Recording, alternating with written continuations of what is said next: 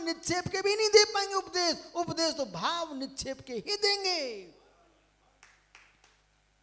इसलिए अक्षय धर्म का उपदेश देने के लिए आगम ग्रंथों का गहरा अध्ययन अनिवार्य है। सामान्य व्याख्यान तो ये श्रावक बेचारे सीधे साधे हैं, इन्हें कुछ भी तुम सुना के निकल जाओ, वो ताली बजा देंगे आपको, बोलने कुछ भी बोल जाओ।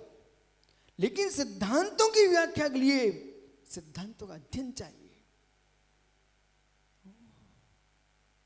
उस सिद्धांत की व्याख्या में अनिल भैया, किशोर पहाड़े, तुम्हारे बड़े भैया भी कहे महाराज जी क्या बोल दिया, बेचारे कह नहीं सकते। बोले क्यों, कितनी धुरंधर देश का श्रोमणी जीव क्यों ना जाए, लेकिन जिनवाणी के सामने उन्हें शांति होना पड़ेगा। ग्रंथ लिखा रखा सामने विराजमान। पंडित साहब समझ में आ गया? आगे चलूं? क्या समझ में आ गया आपको?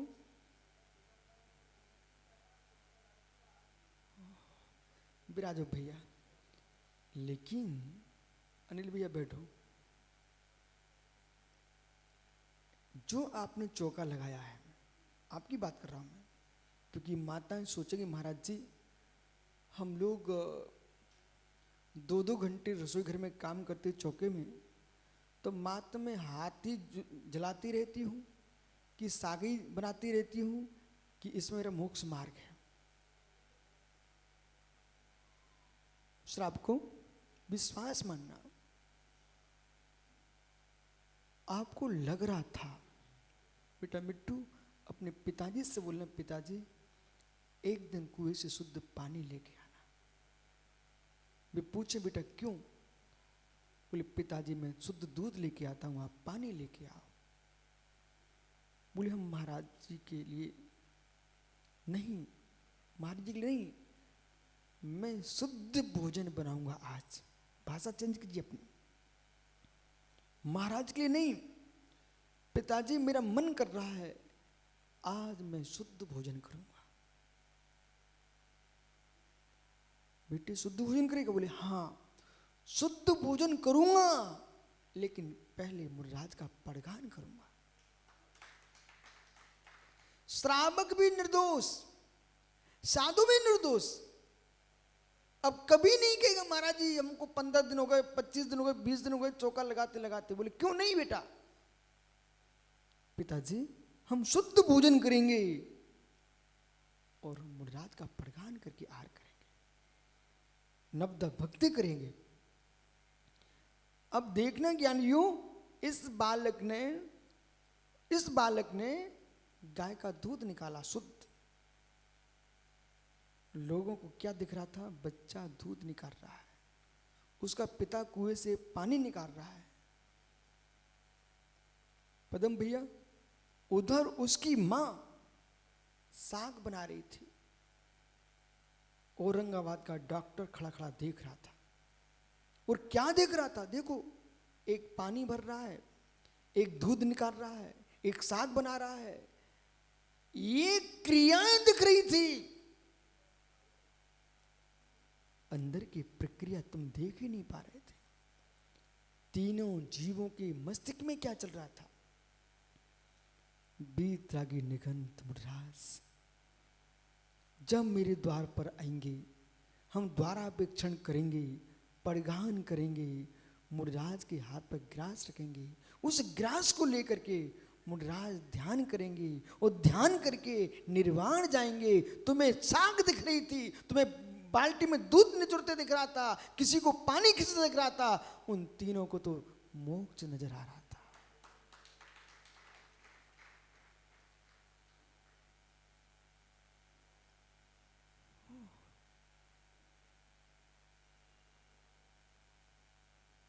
अखिलेश भैया, एक मां, आपको पता ही नहीं था, एक मां गोप का अपने घर में मक्खन निकाल रही थी। पर मित्र उसने तो मक्खन निकाल के रख दिया, तपा का घृत बना दिया, पर किसी ने क्या देखा? सम्मेय शिखर में भगवान पारसनाथ स्वामी की आरती की उतर रही थी। वो घी कहाँ से आया था? उस माँ को पता नहीं है मेरे हाथ से निकाले घी से 3 लोग के नाथ की आरती चल रही। मजदूर कुआं खोद के चले गए, उन बेचारों को पता ही नहीं है, पर उस कुएं से जल ला करके मेरे मित्र मुनिराजों के आहार हो रहे हैं और 3 लोग के नाथ के सिर पर अभिषेक चल रहा है, मजदूरों को पता ही नहीं है।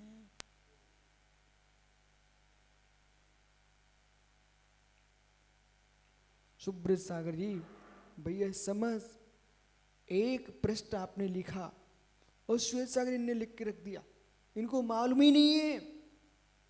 एक व्यक्ति ने उस पृष्ठ को अपने घर में जाके पढ़ लिया, ग्रंथ छप गया, आप तो लिख करके सो गए, वहां तो उसका सोया सम्यक जग गया और सरत्नात्रय को धारण करके दिगंबर मुनि होकर निकल गया। ये कोई आप कल्पना मत समझना, ये कल्पना नहीं समझना, ये ध्रुव सत्य है।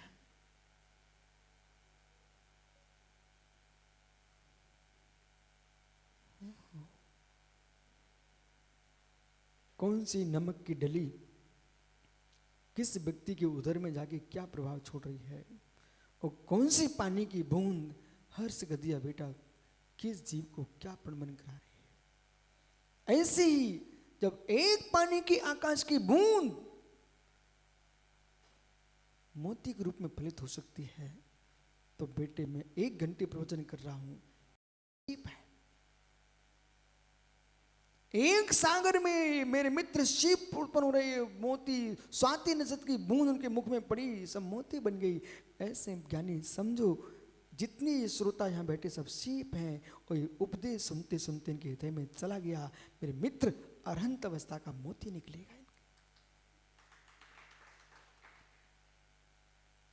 आपको लगता है कि ये व्याख्यान चल रहा है, एक भी शब्द व्यर्थ नहीं जा रहा है, एक भी शब्द व्यर्थ नहीं जा रहा है, सारे शब्द जैसे सीप के अंदर पानी की बूंद मोती बन जाती है, ऐसे ज्ञानियों भव्य प्राणियों के अंदर गई जिनवाणी की बूंद अरहंत अवस्था सिद्ध अवस्था के रूप में फलित होती है।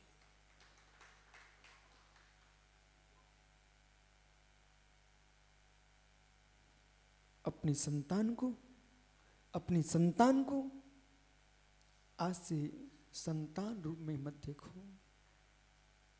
महावीर भट्टाचार्य जी, दादा अपनी संतान को संतान के रूप में मत देखो।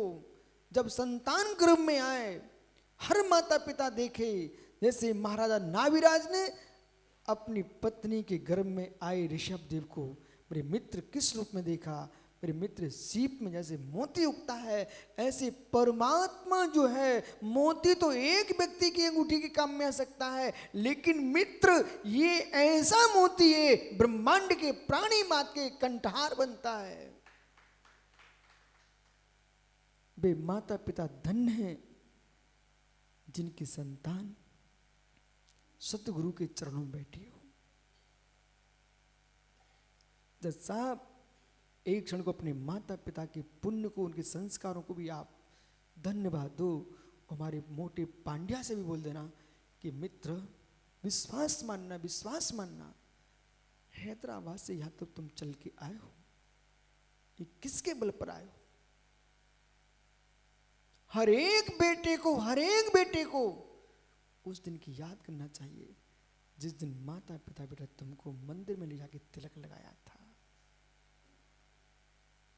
बाकी के कोई उपकार मानो मत मानो, माता पिता ने मंदिर में ले जाके 45 दिन का बच्चा हुआ, उसको माथे में तिलक लगाया था, उस तिलक का ही प्रभाव है कि आज तुम सभा के तिलक बन के बैठे।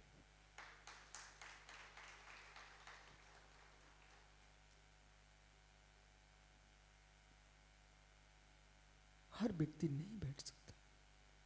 अन्वेष, तू चाहे बेटा धीरे से अपने पिता के चरण छू सकता है, कुछ नहीं बिगड़े, छू ले तू। इस बात पर छूना, बोले पिताजी आपने मुझे इतना योग्य बनाया कि सभा में बिठा दिया है। अभिनंदन, पिताजी कहाँ है बेटा, जाओ चरण छू के आओ उनके। और इसलिए छू के आना कि पिताजी कम से कम आप उस परिवार में आप जन्मे, उसमें मैं जन्मा हूं, हम दोनों भाई भाई हैं। मिट्टू भाई, तेरा पिता दुश्मन है क्या?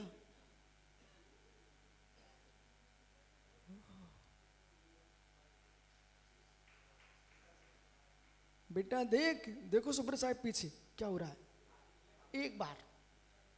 ओहो हो। भरत मिलन तो दुनिया ने सुना है, ये पिता पुत्र का मिलन। बेटे तुम मिले यहां पर जीवन में ध्यान रखना, पिता को घर से बाहर मत निकालना। बैठ जाओ। बोले तुम समझ नहीं रहे, अभी तुम समझ नहीं रहे, तुमको हंसी दिख रही, नाटक दिखता है। ये नाटक नहीं है, आप विश्वास बनो। किसी बड़े आदमी से कुछ पाना चाहते हो, उसे पानी कर दो, उसका काम है चरण छू लो, वो पानी पानी हो जाता है।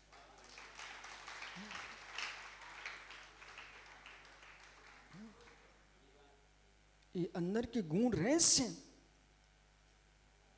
बहुत सारे रहस्य मैंने कल दीपक पाटनी को बताए, लेकिन अब बताऊंगा नहीं, मैंने बताए।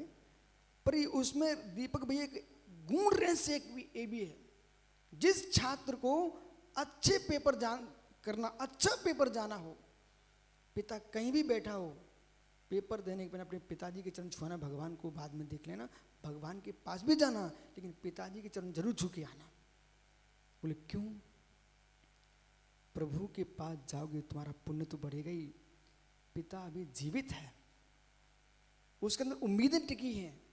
वो जब हाथ रखेगा ना मस्तिष्क पर, तो ऐसी ऊर्जा भर जाएगी कि पिता ने आशीर्वाद दिया है। गदगद भाव से जाना बेटा, तुम्हारा पेपर बहुत अच्छा जाएगा, लेकिन पढ़ाई करना पड़ेगी। ओहो।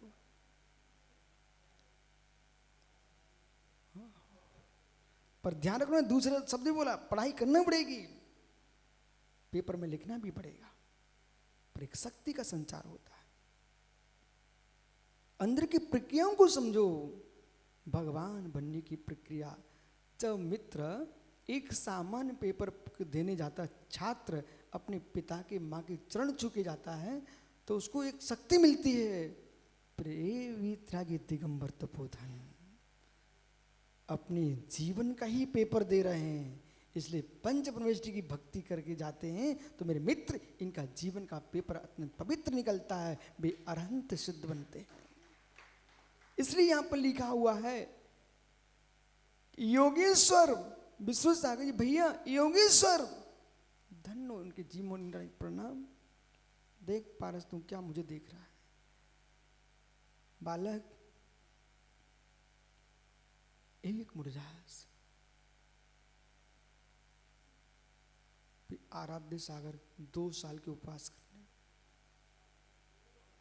अनुत्तर सागर सिंह निश्चिंत कर रहे हैं, पुण्य सागर महाराज जी के संग में एक मुनिराज सिंह निश्चिंत व्रत कर रहे हैं। महोत्सव सागर महाराज आपके उपवास करने के लिए तैयार होके आ रहे हैं, आपके प्रशंसा करिए।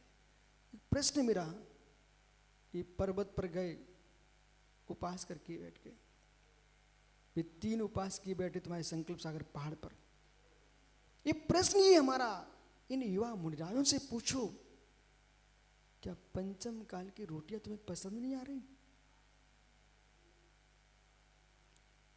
पंचम काल में भी ऐसे भव्य जीव हैं जिन्हें रोटियां पसंद नहीं आती हैं, बेटियां पसंद नहीं आती हैं, क्योंकि उनको तो मुक्ति श्री दिखाई दे रही है। पंचम काल में ऐसे लोग हैं, और भोले जैसे लोग मात्र देखते रहते हैं। बेचारे को शर्म आना चाहिए, सोचना चाहिए, एक बार जीवन में सोचना चाहिए कि कब तक 25 साल चिल्लाता रहेगा, कुछ करना के दिखाओ। ये उन जैसा जीव बनता जा रहा है अन्वेष, जो कहते हैं सच्चे मुनि चाहिए, सच्चे मुनि चाहिए। एक दिन बन के तो दिखा दे कैसे होते हैं, बन के दिखा देना। पर ऐसे बन के दिखाना, फिर ना मोबाइल हो ना घड़ी हो, कुछ नहीं, निसंग हम, मैं तो ऐसे योगी को ही नमस्कार करता हूं जिसके पास कुछ भी नहीं, मात्र पिच्छी कमंडल, और मेरे मित्र उसके भी राग से सुन्न दशा हो। एक वीतरागी मुनि, गात्र मात्र परिग्रह का धारी, गात्र मात्र परिग्रह का धारी, मतलब अपने शरीर को जो परिग्रह मानता हो वो पर वस्तु को अपना कैसे मान सकता है? इस शरीर ही में नहीं हूं, ये परिग्रह पर वस्तु है।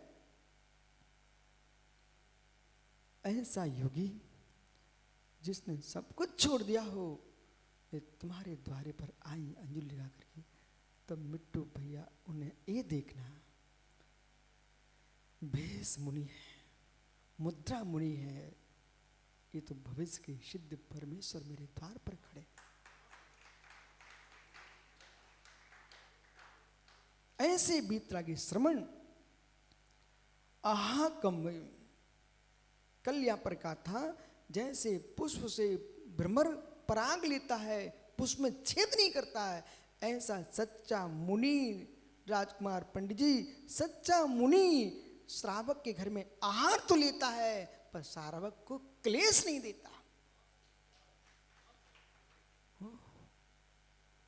सुब्रत सागर है क्या? श्वेत सागर, यहां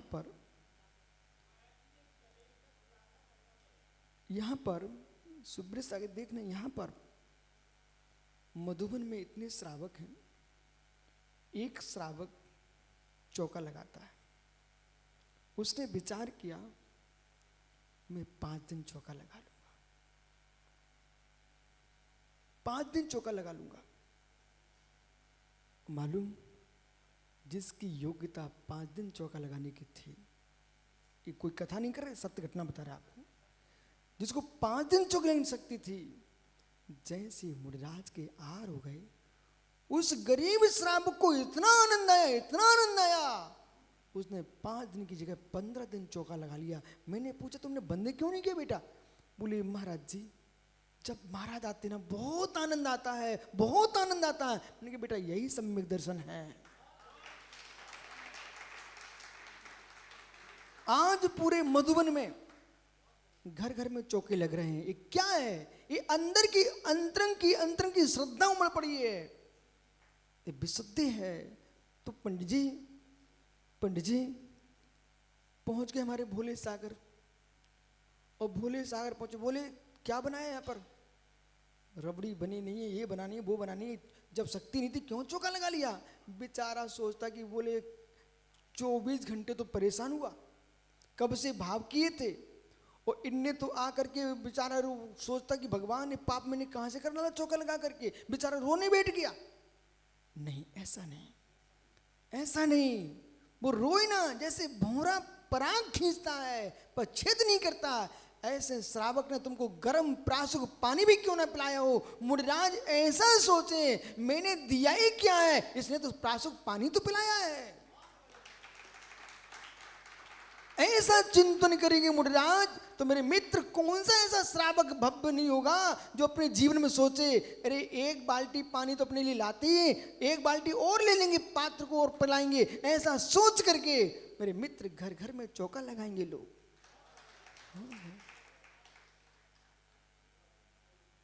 देविंद बराबर ये कभी नहीं सोचना, सारस्वत सागर जी, महात्मा जी, ऐसा मत सोचना सदैव सद्भाव कि जहां पर दूध मलाई होगी वहीं जाएंगे।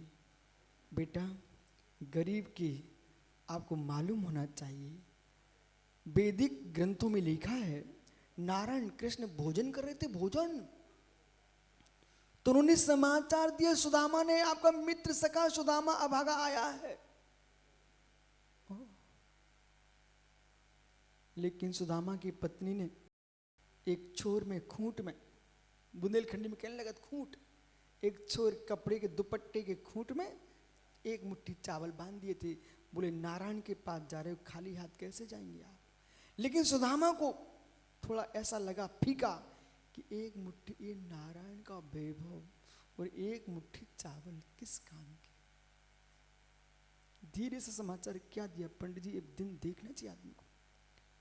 आपका सखा सुदामा आया, गरीब ब्राह्मण, नारायण कृष्ण भोजन की थाली से उठ करके चल दिए सुदामा को लेने के लिए।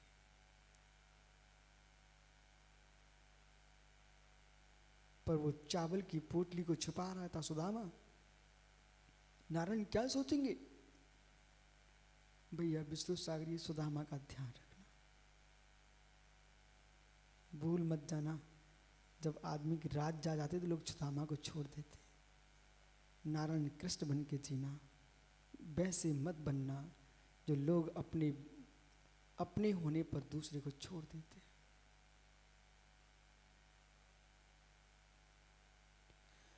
धीरे से वो चावल नारायण कृष्ण ने ले लिए। बोले भाई सुदामा, तुम स्कूल में थे तब चने छुपाते थे, आज मेरी भाभी के चावल क्यों छुपा रहे हो? खोलो ना। सुदामा के चावल मोदी नारायण कृष्ण ने बड़े प्रेम से ले लिए तो चंदन वाला के कोदों के धान चावल बन के वर्धमान महावीर ने आहार में ले लिए। इसलिए हे मुनिराज, विष्णु सागर, प्रसम सागर, ये चक्रेश बैठे चक्रेश, इन दोनों की इस बात में प्रशंसा करता हूं। तुम सुब्रत सागर से पूछना महाराज आहार कैसे भाई?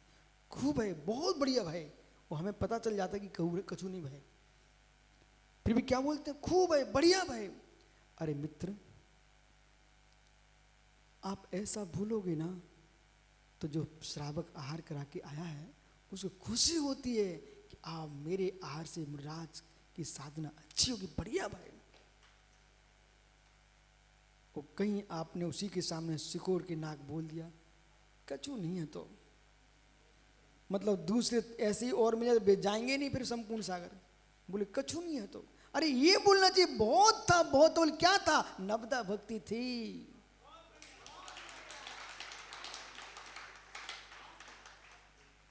चाहे गरीब का घर हो, नवदा भक्ति जाओगे ना तो कबूतर जैसे वहीं तो नहीं गुटर गुट करना पड़ेगा। नवदा भक्ति थी, नवदा भक्ति देखो यशोधर सागर जी, बट नवदा भक्ति देखो। इसलिए मित्र, श्रावक की नवदा भक्ति श्रवण देखें, और श्रावकों को जब मुनिराज देखें तो श्रवण ही ना देखो, तुम इनको भदंत देखो, सिद्ध भगवान देखो। धन्ना धन्ना, जोर से बोलो, क्या वचन नहीं है आपके पास? वचन बोले मित्र, एक इंद्री बनना पड़ जाएगा, एक इंद्री बोल नहीं पाओगे, बोल लो धन्ना, और जोर से बोलो। पीछे के सब लोगों का मुंह नहीं क्या, जज साहब बोल लो धन्ना। अब बोलो, बे भगवंत धन्य हो, बे भगवंत धन्य हो जो निर्गंत मुनिराज बने। पर कैसे? सुनो अब। आहा कम प्रणवो पाशम बंधु हुई, यानी अच्छे मुनिराज कहीं बन गए। कुछ बातों का ध्यान रखना भाई, कोई यहाँ पर व्यक्तिगत मत पकड़ना। आगम की लाइन को हम बदल नहीं सकते। दीपक पाटने, प्रासुक भोजन होने पर भी अधाकर्म युक्त है तो वो बंद ही कराएगा। प्रासुक भोजन है, जैसे कि भोले सागर ने कहा, दीपक पाटनी कल मेरा उपवास था, आज पारणा तुम्हारे यहां होगी, लेकिन तनक अच्छा बनाना। तनक उकाली मुकाली चूरा मूड़ा सब बना के रखना, बाटी चूरमा बहुत पसंद है हमको, ऐसा बोल दिया। दीपक पाट ने शुद्ध कोयले के चूल्हे पर कुएं के पानी से पूर्ण शुद्धि के साथ बनाया, पूर्ण शुद्ध आहार बनाए, लेकिन तब भी वो आहार भोले सागर के लिए पाप का बंद कराएगा। तब भी बंद करने बोले क्यों? क्योंकि इन्होंने बोल करके बनवाया है, वह षटकाय के जीवों में विराधना हुई है, इसलिए बंधक ही होंगे, बंधक ही होंगे। इसलिए जो उद्दिष्ट आदि की जो व्याख्या होती है आज विद्वान करने लगे हैं, उनको मूलाचार का पता नहीं है। श्रावक का धर्म है मुनिराज के कमंडल में प्राशुक पानी भर दें, अपने सीधे अपने शांति अपने घर जाएं। कभी चेहरा दिखाने ना है कि स्वामी चौका लगाया पधारना, कभी ना कहें। मात्र आप तो पानी भरो और बे अपनी विधि से जाएंगे, तुम्हारा भाग दोनों का भाग होगा तो नियम से आहार होंगे। ये है निर्दोष चर्या। निर्दोष चर्या ओ 16 के चक्कर में अब हम तो अपनी खाना खाएंगे, अपने बाहर हम जाएंगे ही नहीं। ये मित्र तो महादोष है। आज भारत की भूमि इतनी पुण्यहीन नहीं है। आज अभी पंचम छठवां काल नहीं लगा है। पंचम काल के अंत तक भावलिंगी मुनिराज होंगे और श्रेष्ठ श्रावक होंगे और निर्दोष मुनि की चर्या कराएंगे। मेरे मित्र, तुम क्या सोचते हो? बंदना को मैं गया, बंदना को, तो वहां चींटी चले थे, केंचुआ घूम रहा था। यही बालक तुम्हारा मिट्टू खड़ा हो गया, हर्ष कर दिया, बोले महाराज जी चींटी। अब सोचना, जबकि हम लोग तो इरियापद वाले हैं, हम तो देख के चल ही रहे थे, पर मैंने क्या पकड़ा ये नहीं कहा क्यों दिखाता मुझे। अब से गुस्सा में क्या बोले, मुझे दिखता नहीं क्या? ऐसा बोलने वाले बहुत पापी मिल जाएंगे। ऐसा सोचो धन्य उस बालक को कि जिस जीव ने ये जान लिया है कि हमारे निर्गंत गुरु की इरिया सम्मति होती है, उसे नाम सम्मति का पता नहीं है, लेकिन सम्मति की क्रिया का पता है। कहीं जीव की विराधना ना हो जाए। वो बता रहा महाराज केंचुआ है।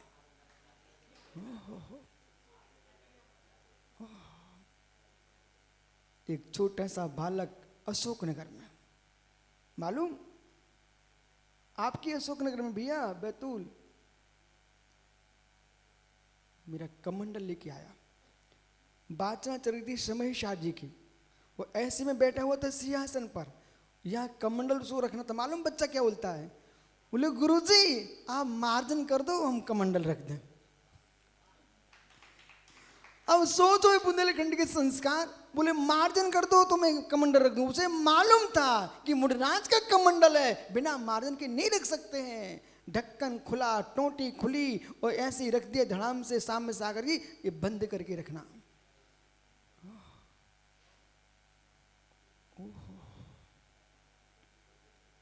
जितनी ढक्कन बंद रहेंगे उतनी श्रेष्ठ रहेगा काम। हाँ श्रवास सागर जी, बटलुई का ढक्कन बंद रहे तो जल्दी साग पकता है, कोई छिपकली विपकली गिरते नहीं है।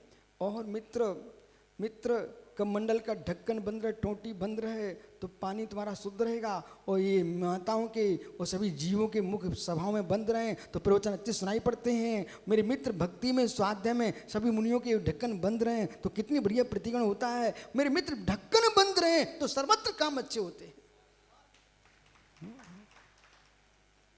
बोलो साक्षात सागर। जम्मा यानी समय आह कम्मी प्रणदो पाशु बंधु हुई। गाथा सूत्र में लिखा है प्राशुक आर होने पर भी यदि अधा कर्मयुक्त है तो वो बंध का कारण बनेगा। शुद्धम गवेषण मानव, एक साथ दो बातें लिख रहे हैं। शुद्धम गवेषण मानव पर धन्य विवितरक मुनि अंजलि मुद्रा लेकर के, मेरा शरीर सुनता जाने पाते, मुद्रा लेकर के चल दिया। क्यों? शुद्ध चर्या जहां होगी वहां आहार करेंगे। शुद्ध आहार की गवेषणा कर रहे, शुद्ध आहार मिलेगा। तो जब चले गए मुझे, किंतु उद्गमाय दोष रहित शुद्ध भोजन की गवेषणा करे, शुद्ध भोजन की खोज करे। कदाचित मुनिराज को पता नहीं है, सुना ना बेटा, मुनिराज को पता नहीं है कि श्रावक ने भोजन कैसे बनाया, लेकिन शुद्ध आहार की खोज में जा रहे थे। कदाचित अधा कर्म से युक्त भी भोजन बन गया हो, तब भी मुनिराज के भावों की विशुद्धि थी, मुनिराज को बंद नहीं होगा।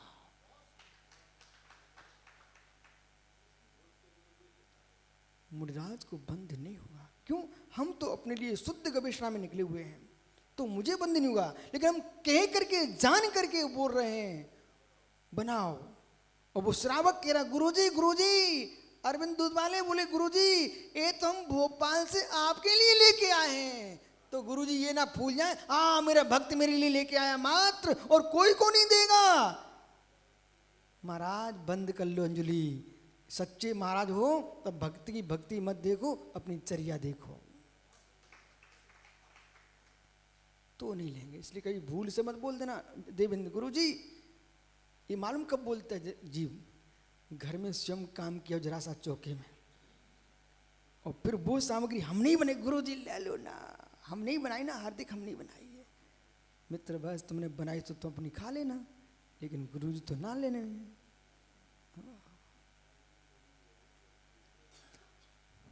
इसलिए ज्ञानी ऐसा प्रबंधन करता है साधक, ऐसे ऐसा समिति का शुद्ध पालन करता हुआ जीव, पिंड शुद्धि का ध्यान रखता हुआ साधक मेरे मित्र निर्वाण श्री को प्राप्त होता है। कल फिर आओगे मित्र, पर्याय तो पुनः चर्चा करूंगा। और ये आज तो भगवान का दीक्षा कल्याणक, दीक्षा कल्याणक। सुबह क्या निकला था मालूम, संजय कहां भी विषय सुनो मित्र, गोमट सार जीव कांड में लिखा हुआ है कि आहारक शरीर जो है, आप लोग इतना मां सुना है कि प्रश्न हो जाए तो विधेय में आदि में जाकर के समाधान करने भगवान के पास जाता है, शिव मंदिर स्वामी के। इतना ही नहीं है, आहारक शरीर जो है जिनेंद्र भगवान के मंदिरों के दर्शन करने के लिए भी निकलता है। इतना ही नहीं है, यदि भरत क्षेत्र आदि मुनिराज विराजमान है यहाँ पर, और उनको भावना बन गई कि भगवान की दीक्षा कैसे होती है। अपनी दीक्षा तो मैंने देखी और ली है, लेकिन अरहंत की दीक्षा कैसे होती है, उस दीक्षा के देखने के परिणाम जब मुनिराज के होते हैं तो उनके मस्तिष्क से पुत्रा निकलता आरक शरीर, और विदेह में जाकर के प्रभु की दीक्षा कल्याणक देख करके गदगद होके आता है मेरे मित्र। इसलिए दीक्षा कल्याणक किसी को नहीं छोड़ना चाहिए। ये चारित्र मुनि का उपशमन करने का कारण है। दीक्षा जरूर देखना, और प्रशांत मन हो जाए तो ले भी लेना। आत्मा स्वभावम परिभाव भिन्नम, आत्मा स्वभावम परिभाव, आत्मा का स्वभाव परवा से अत्यंत भिन्न। महावीर स्वामी की बोली परम पूजा आचार्य।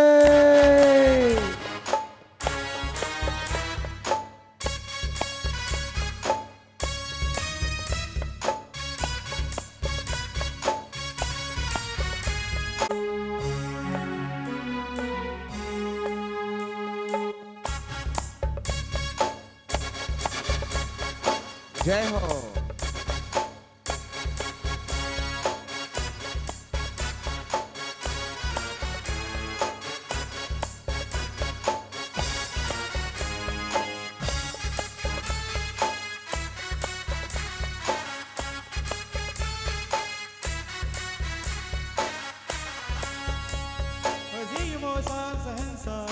मुकुटबद्ध राजा के लिए जिन्होंने नाम नहीं दिए होंगे, मुझे मेरे पास कोई आए थे शिखर जी के स्थानीय, बोले 5 नाम हमारे हैं। मैंने उनसे कहा था वहाँ लिखवा दीजिए, लेकिन वो पहुँच नहीं पाए।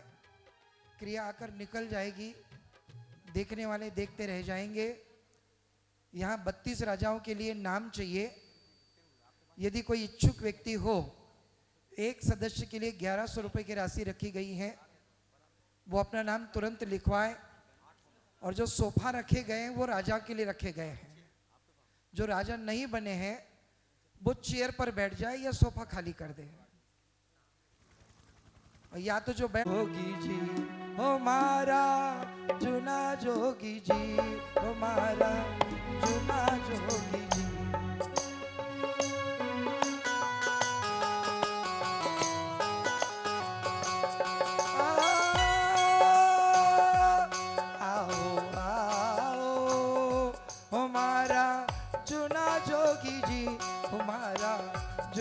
जोगी जी हमारा जूना जोगी जी, हमारा जूना जोगी जी। हे राजपुरोहित जी,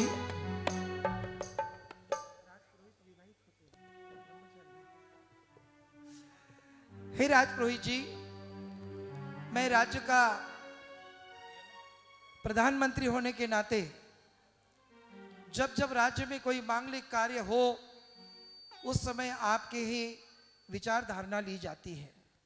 वाह वाह वाह, मैं तो आपको देखते ही पहचान गया था। आप तो पिछली बहुत बार आप आए थे और मैं पहचान गया था कि आप तो अयोध्या नरेश नाभिराज के वाह महामंत्री हैं। कोई विशेष प्रयोजन से आए होंगे लगता है।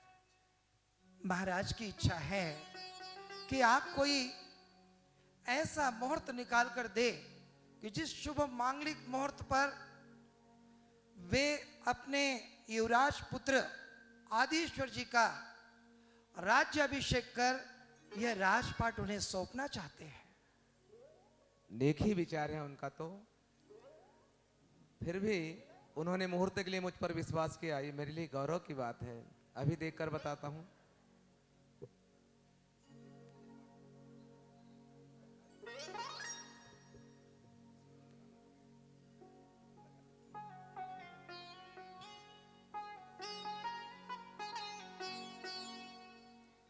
ओहो, बहुत ही उत्तम, श्रेष्ठ। सारे नक्षत्र तारे, अरे उत्तम भाव, इससे अच्छा तो और कुछ हो ही नहीं सकता।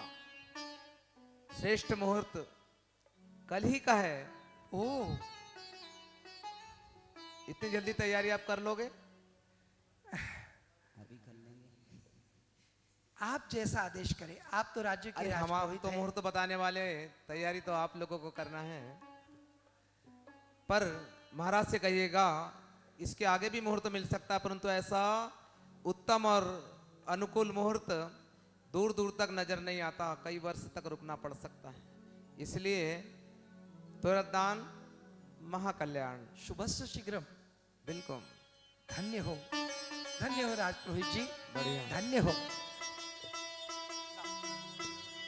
अच्छा, मंगलम भगवान वीरो मंगलम गौतमो मणि मंगलम कुंद कुंदादुजैन धर्मोस्तु मंगलम सर्व मंगल मांगल्यम सर्व कल्याण कारकम प्रधानम सर्व धर्मानां जैनम जयतु शाश्वतम्।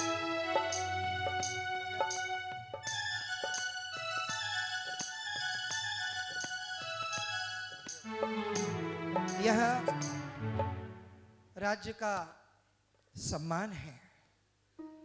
आपकी आज्ञा शिरोधार्य है इस राज्य के लिए।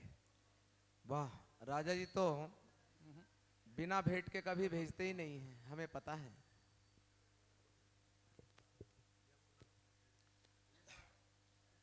राजाधिराजा महाराज की जय हो, जय हो, जय हो। हे महाराज, अत्यंत आनंद और हर्ष उल्लास का समय है। महाराज, कहने के लिए शब्द ओठों तक आते हैं। अति प्रसन्न होने के कारण कह नहीं पाता हूं, किंतु महाराज, राजपुरोहित जी ने शुभस्य शीघ्रम, अति उत्तम मुहूर्त कल और आज अर्थात अभी अभी का ही दिया है। क्योंकि अगर यह मुहूर्त छूट जाए तो वर्षों तक ये योग बनकर नहीं आ पाएगा। इसीलिए समय भले कम हो, लेकिन शुभस्य शीघ्रम का मुहूर्त आया है। यदि आपकी आज्ञा हो तो। हे मंत्रीवर, जब कोई मुहूर्त ही नहीं है तो सब विकल्पों को छोड़कर बताए गए मुहूर्त के अनुसार राजकुमार के राजतिलक की तैयारी की जाए। देश विदेश के मुकुटधारी वृषधारी राजा, महामांगलिक, मांडलिक राजाओं को निमंत्रण भिजवाया जाए। उन्हें आमंत्रित करें, कहीं किसी प्रकार का कोई भी कभी कमी नहीं रहने पाए। जैसी आज्ञा, आपकी आज्ञा शिरोधार्य है। बन जाते हैं।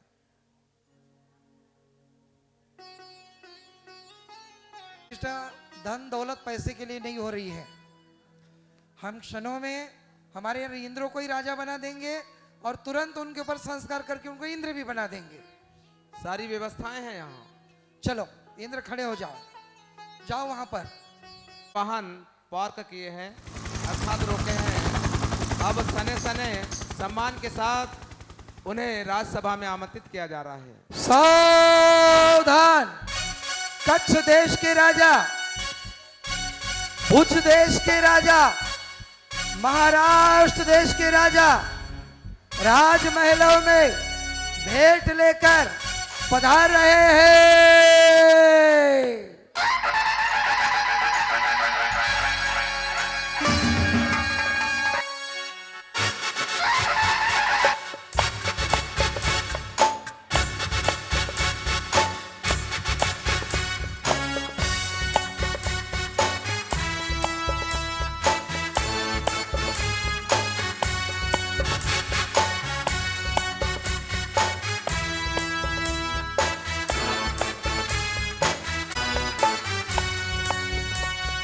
आइए महाराज, आइए आइए।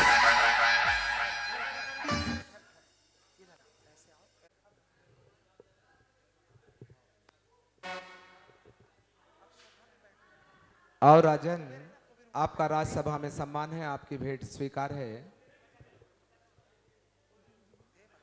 हे महाराज, मैं गुजरात देश का राजा हूं। हमारे माटे हमारा चरण में स्वीकार करूं छू। हमें आ भेंट स्वीकार करो। देखिए, अपनी देश की भाषा से अभिमान हुआ करता है और गुजरात देश के राजाओं ने भी भेंट स्वीकार करने के लिए अनुरोध किया है। महामंत्री, ये हमारे अतिथि है, अतिथि देवो भव, इन्हें यथा योग्य स्थान पर विराजित किया जाए।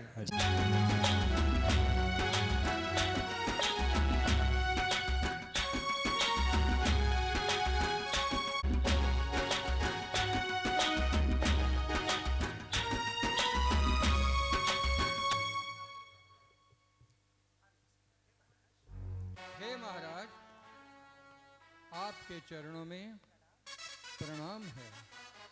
हे महाराज, मैं बंगाल से आया हूँ।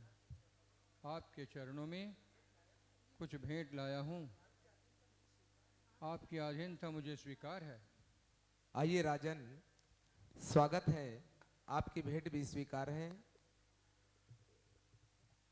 हे महाराज, प्रणाम हो। महाराज, मैं अंग देश से आया हूँ, आपके लिए भेंट लेकर आया हूँ। आपके आज्ञा अनुसार मुझे स्वीकार है। वाह, आइए, क्या लाए हैं आप? जो भी लाए हैं उचित ही होगा। बहुत क्या अच्छी बात भेंट लाए हैं मंत्रीवर। इनके गले में थोड़ी खराश है, इनके लिए उकाली की व्यवस्था की जाए। हे महाराज, मेरा प्रणाम स्वीकार करें। महाराज, आपकी अधीनता हमें स्वीकार है। मैं मेरे राज्य में केसर ज्यादा पकती है, इसलिए मैं केसर लेके आया हूँ। वाह, धन्य हो प्रभु। उत्तम केसर स्वीकार है। बहुत इनको मंत्रीवर जी इन्हें भी उचित आसन दिया जाए महाराज, और सारे राजे जब उपस्थित हो जाए तो उनके सम्मान की व्यवस्था की जाए। आइए महाराज, आसन ग्रहण कीजिए। आसन ग्रहण कीजिए महाराज। महाराज आइए। महारानी जी, आपको किसी वस्तु की आवश्यकता हो आप आदेश कीजिए, क्योंकि हमारा राजा की आज्ञा है आपकी जो भी इच्छा हो उसे तृप्ति की जाए। आप हमें आदेश कीजिए, सेवा में दास हाजिर हैं। आसन ग्रहण कीजिए। आइए महाराज, अति प्रसन्न हैं आप। आपकी प्रसन्नता को देखकर हम धन्य हो गए। आइए, राज्य में आपका स्वागत है। धन्य तो हम भी। पधार रहे हैं।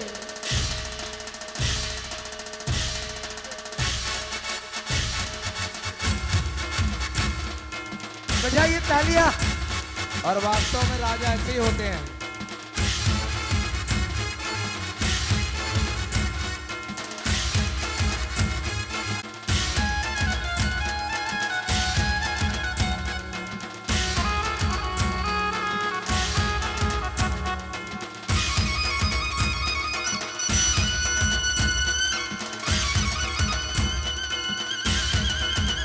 ओम।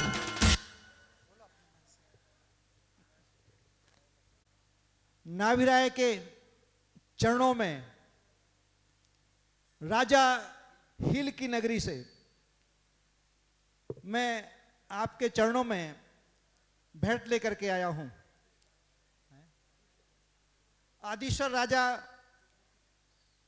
आदिश्वर राजा को भी मेरा नमन हो। आज उनका राज्याभिषेक हो रहा है, उनकी अधीनता हमको स्वीकार है। उनके लिए मैं अपनी एक छोटी सी भेंट लेकर के आया हूं। हे महाराज, इस भेंट को स्वीकार करें और मुझे कृतार्थ करें। वाह, अरे आपका आना ही हमारे लिए गौरव की बात है। जिन्होंने मुक्तागिरी जैसे सिद्ध क्षेत्र में अपनी निधि का उपयोग किया है, आपका स्वागत है। आइए। चाहते हैं पुनः हम धर्म वृद्धि में अपने संयम को ग्रहण करें, ऐसी भावना लेकर आए हैं। नमोस्तु। पहले की भावना तो आपकी स्वीकार है, अंत वाली भावना आप आचार्य परमेष्ठी के चरणों में निवेदित कर सकते हैं।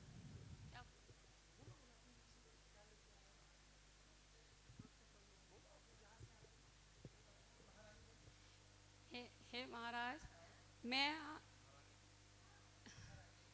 महारानी हूँ। मैं आपके लिए अल्प भेंट लेके आई हूँ। मेरी भेंट स्वीकार करिए और मेरी धर्म वृद्धि करिए, यही भावना लेकर आई हूँ। बहुत बढ़िया, सब तो ठीक है, परंतु आप आई कहाँ से हो? दिल्ली से। वाह, दिल्ली की महारानी। आइए, आपकी भेंट स्वीकार है। देखिए भैया, सबके लिए अलग अलग व्यवस्थाएं बनी हैं। देखिए, रानियों के लिए अलग महल है, वहां पर उन्हें रुकाया जाए। महाराज आइए, स्वागत है। महाराज, आपका स्वागत है। आपको देख के ही मैं दंग हो गया महाराज। आइए महाराज, अब ये तो हाथ पकड़ के धीरे धीरे महाराज। हाँ, बजाइए तालियां। अपने महारानी को कितने संभालते हैं। आसन ग्रहण कीजिए, उच्च आसन ग्रहण करें। आइए महारानियों, आइए।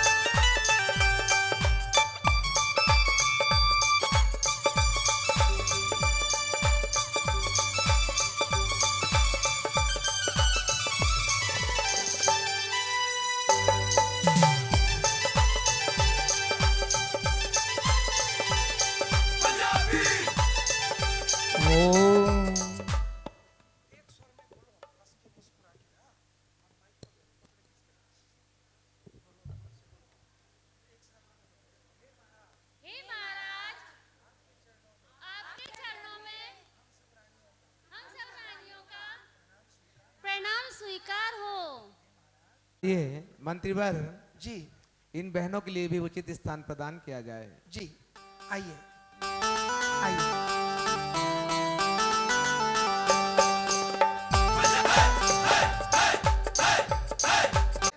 पधार रहे हैं सब लेकर आओ, सब।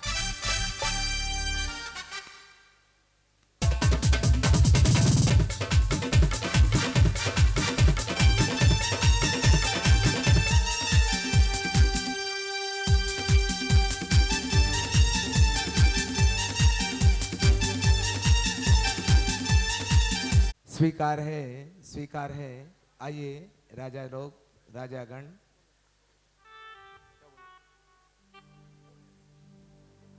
हे महाराज, हमारी ये छोटी सी भेंट स्वीकार कीजिए। आइए आइए राजन, स्वीकार है।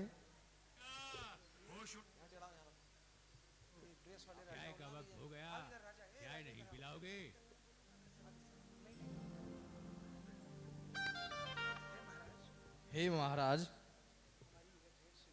हमारी यह भेंट स्वीकार कीजिए। हे महाराज, मैं राजकुमार आपके लिए भेंट लेकर आया हूँ, इसे स्वीकार कीजिए। वाह, स्वीकार है। कुर्सी लगा लो। महाराज आसन ग्रहण करें। महाराज इधर आइए ना। आपको देखकर मैं बहुत प्रसन्न हूँ महाराज। बस मैं इतना पूछना चाहता हूँ,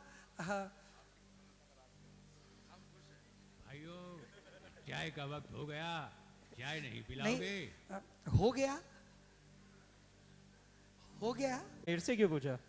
हमारे राज्य में कन्याएं बहुत है इसलिए मैंने आपको पूछा। आप अच्छे नजर आए मुझे तो बहुत अच्छा लगा, मुझे तो बहुत अच्छा लगा।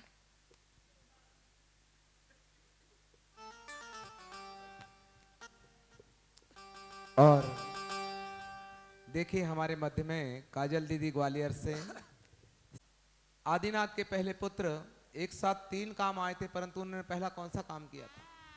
बराबर उसी प्रकार से यहाँ सम्मान भी हो रहा है राजाओं का। इधर राज्याभिषेक के लिए क्षीर सागर का जल लेकर वह अष्ट क्षीरोदधिका ओ क्षीरोदधिका। हेलो इफेक्ट चालू करो ना। आवाज है आवाज। क्षीरोदधिका पावन जल है मन कलिसा।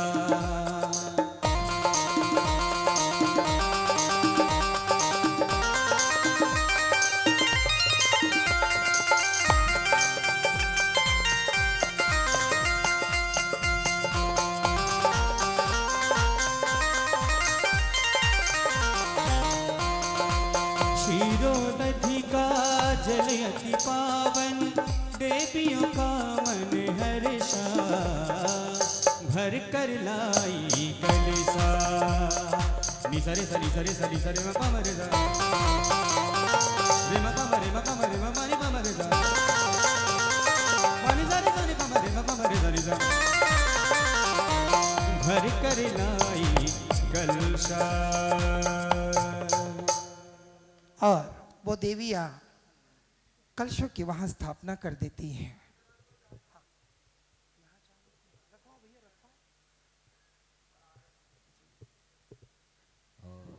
वह अभिषेक कलश जिसमें जल लाए हैं उन्हें राज्याभिषेक स्थल के समीप मंगल चौकों के ऊपर विराजित कर दिया जाता है।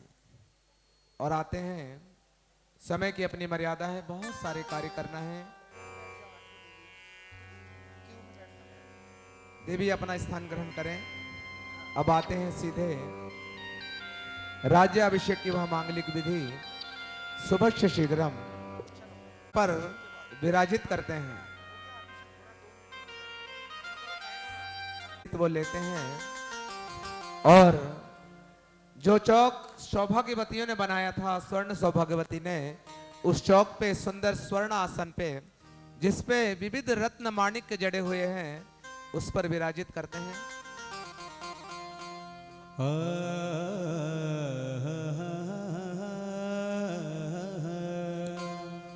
वाह, पावन बेला तालियां बजाइए। पावन बेला आई पावन बेला आई गूंज रही सहराई।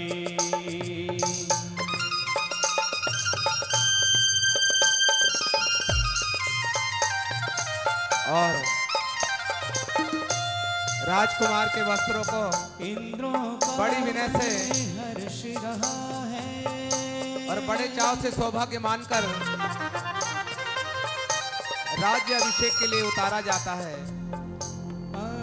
इंद्रों का मन हर्ष रहा है झूम के सावन बरस रहा है। खुशियाँ कैसी छाई गूंज रही।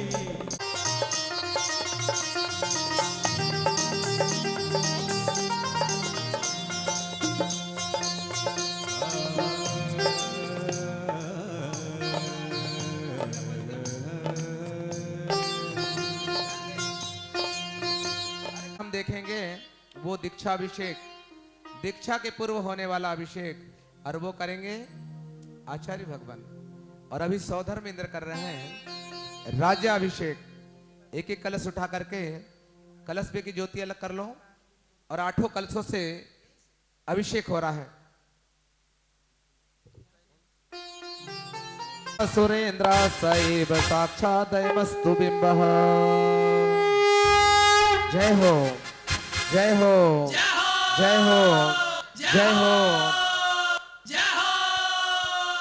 जय हो।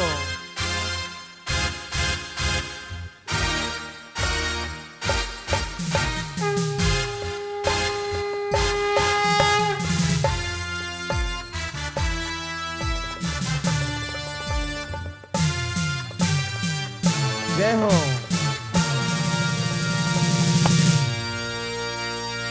ओम। अष्ट अष्ट कलशों से मंगल मंत्रोच्चार के साथ राज्याभिषेक संपन्न हो रहा है।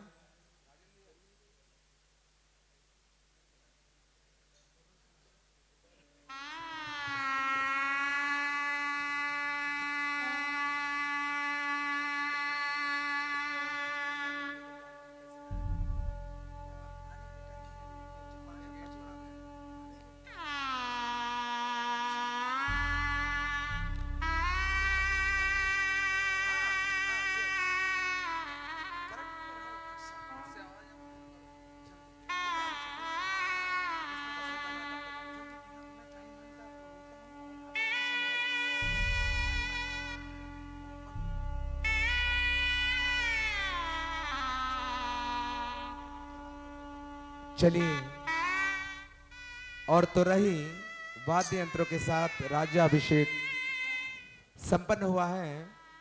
आते हैं संपूर्ण देह को परिमार्जित करते हैं मृदुल वस्त्रों से। आजकल तो हम तावल का उपयोग करते हैं, परंतु उस समय बहुत ही महीन वस्त्र हुआ करते थे। ढाका का मलमल प्रसिद्ध है हमारे भारत का। एक माचिस की डिबिया में एक साड़ी आ जाती है। यह हमारे भारत का वैशिष्ट और वैभव था। चंदेरी की साड़ी।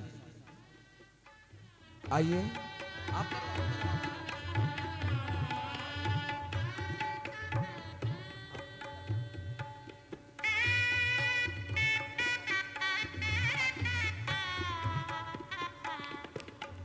चलिए शीघ्रता करें।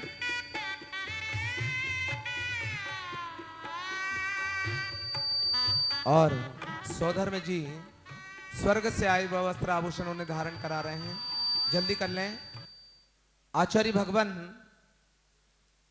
विशुद्ध सागर जी महाराज, जिनके सानिध्य में पंचकल्याणक प्रतिष्ठा महोत्सव है, भगवान की दीक्षा देखने आचार्य भगवान का संग तो है ही है, परंतु पास ही विराजित आचार्य परमेश्वरी भगवान प्रसन्न सागर जी महाराज कुछ ही देर में इस नगर में उनका प्रवेश होने वाला है।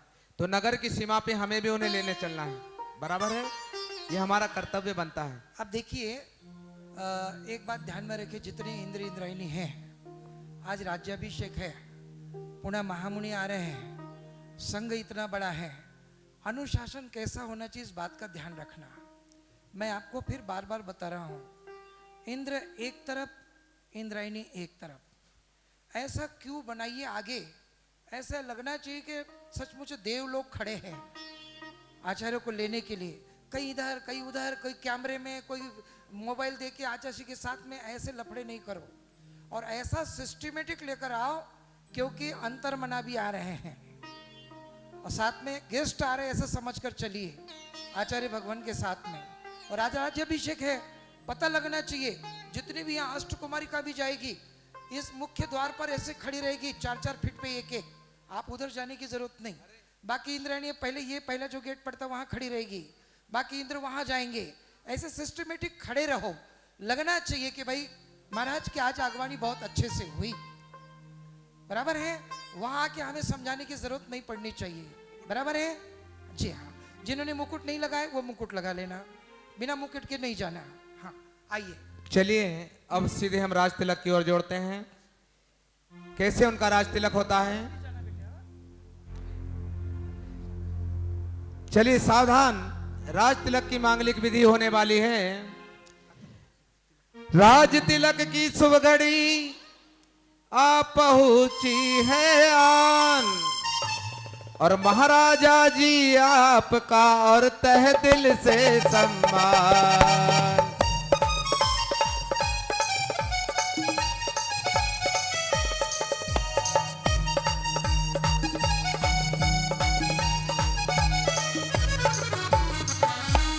पुष्पांजलि।